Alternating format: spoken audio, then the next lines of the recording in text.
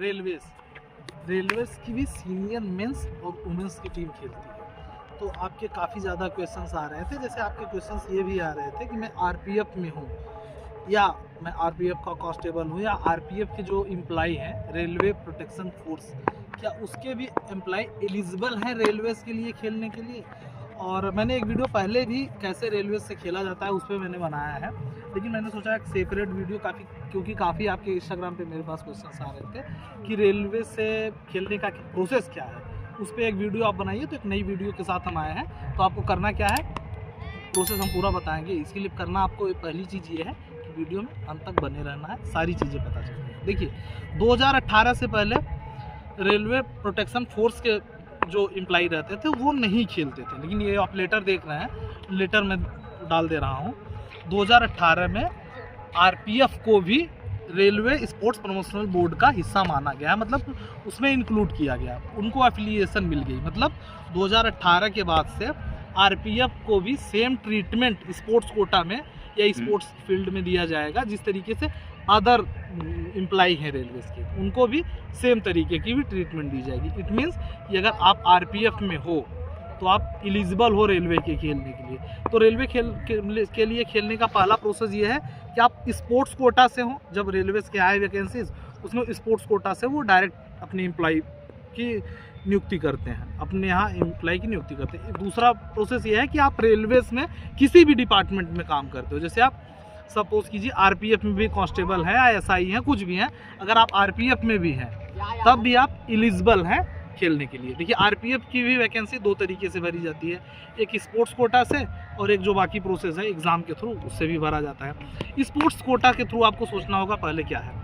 देखिए sports quota का अलग अलग एलिजिबिलिटी क्राइटेरिया है। जैसे मैं क्रिकेट की बात कर रहा हूँ, क्रिकेट में आप किसी टीम को रिप्रेजेंट कर रहे हैं, जैसे स्पोर्ट्स कोटा में भर्ती कर एक एलिजिबिलिटी इतनी रणजी ट्रॉफी खेलना चाहिए, इतना अंडर 19 खेले होंगे तभी आप एलिजिबल होंगे स्पोर्ट्स कोटा के लिए। आपको सिलेक्शन ट्रायल्स के लिए बुलाया जाएगा और ट्रायल से लेकर, ये स्पोर्ट्स कोटा की मैं बात कर रहा हूँ। स्पोर्ट्स कोटा के अलावा भी एक फॉर्मेट होता है, जब आपके ट्रायल्स होंगे उस फॉर्मेट पे आपको अपने विभाग से परमिशन लेके उन ट्रायल्स में अपीयर्स होना होगा। लेकिन एक चीज़ आपको ध्यान देना होगा, जब तक आप फाइनल टीम में नहीं आएंगे, जैसे जो स्पोर्ट्स कोटा के एम्प्लॉय होते हैं उनको जो ट्रायल्स देने के लिए दिया जाता है उनको कुछ स्पेशल बेनिफिट्स दिया जाता है, मतलब ट्रायल पीरियड पे उनको ड्यूटी से ऑफ रखा जाता है, लेकिन ज़्यादा उनको छूट मिलता है। अगर आप स्पोर्ट्स कोटा से नहीं हैं तो आपको ड्यूटी मेंटेन करनी पड़ेगी ना। जैसे कि अगर स्पोर्ट्स कोटा से है तो उनको एक निश्चित टाइम दिया जाता है कि आपको प्रैक्टिस करने के लिए इतना समय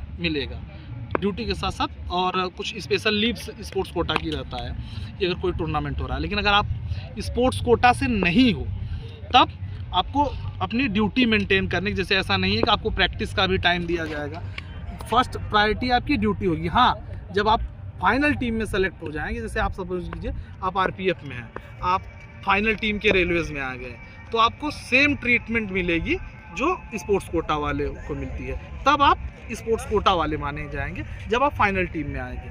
दो प्रोसेस है, पहला प्रोसेस ये है कि स्पोर्ट्स कोटा के थ्रू होता है और ट्रायल सबको देना होता है। ट्रायल्स के लिए स्पोर्ट्स कोटा वालों को भी ट्रायल देना होगा और जो रेलवे के एम्प्लॉय हैं उनको भी ट्रायल देना होगा।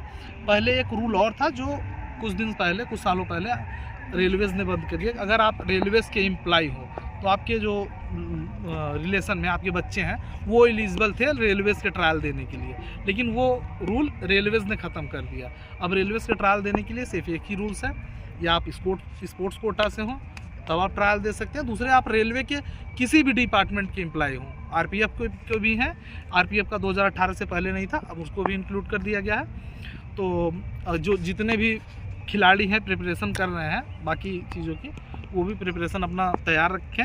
आप रेलवे में सेलेक्ट हो जाओगे, उसके बाद आपके क्या है, ट्रायल देने के बाद अगर आपके अंदर स्किल होगा तो आपके चांसेस बढ़ जाएंगे। तो मैं ये कहूँगा कि क्योंकि काफ़ी ऐसे प्लेयर्स के मैसेजेस मेरे पास आ रहे हैं जो जिनकी एजुकेशन अच्छी है, वो हमसे पूछ रहे थे कि सर आरपीएफ में अगर मैं हो जाऊं तो क्या मैं एलिजिबल हूं। हाँ, आरपीएफ का भी जैसे एक चीज़ आप सपोज कीजिए, सबके अलग अलग डिपार्टमेंटल गेम होते हैं, मतलब जैसे सबके अलग अलग यूनिट्स है। जैसे सपोज कीजिए बीसीसीआई की यूनिट हुई, यूपीसीए की यूनिट में 36-28 डिस्ट्रिक्ट्स हैं, उसी तरीके से रेलवेज़ के भी आरपीएफ का अलग तरीके से मैचेस होता है उनका डिपार्टमेंटल जब आरपीएफ के मैचेस होते हैं, और बाकी 28, 29, 35 जो बोर्ड हैं उनके अलग होते हैं। मैंने एक सेपरेट वीडियो बनाया, उसमें भी आप देख सकते हैं कि कितने बोर्ड्स हैं, उनके आपस में मैचेस होते हैं, जैसे डिस्ट्रिक्ट मैचेस इसी तरीके से। और एक चीज़ आप ध्यान देना, 2 ही टीम बनती है, सिर्फ सीनियर्स की टीम बनती है रेलवेज़ की, सिर्फ सीनियर की टीम खेलती है, तो जूनियर टीम्स नहीं खेलती, क्योंकि जूनियर वाले एम्प्लॉय हो ही नहीं सकते, 18 साल के नीचे रहते हैं, तो सीनियर्स की ही टीम खेलती है रेलवेज़ की। तो अगर आप आरपीएफ के एम्प्लॉय हैं तो आप ट्रायल दे सकते हैं, और अगर आपको ज़रूरत पड़ेगी तो आप हमको इंस्टा पे मैसेज कीजिए, वो फॉर्मेट भेज दूंगा मैं, जिस फॉर्मेट पे आपके ट्रायल्स, जिस फॉर्मेट में भर के आपको ट्रायल्स देना होगा। वीडियो इन्फॉर्मेटिव लगे सब्सक्राइब जरूर कीजिएगा, और हाँ, आपके जो भी क्वेश्चन हो कमेंट सेक्शन खुला हुआ है, वहाँ ज़रूर पूछिएगा, और इंस्टाग्राम पर हमारे साथ ज़रूर जुड़े, इंस्टा का लिंक डिस्क्रिप्शन में।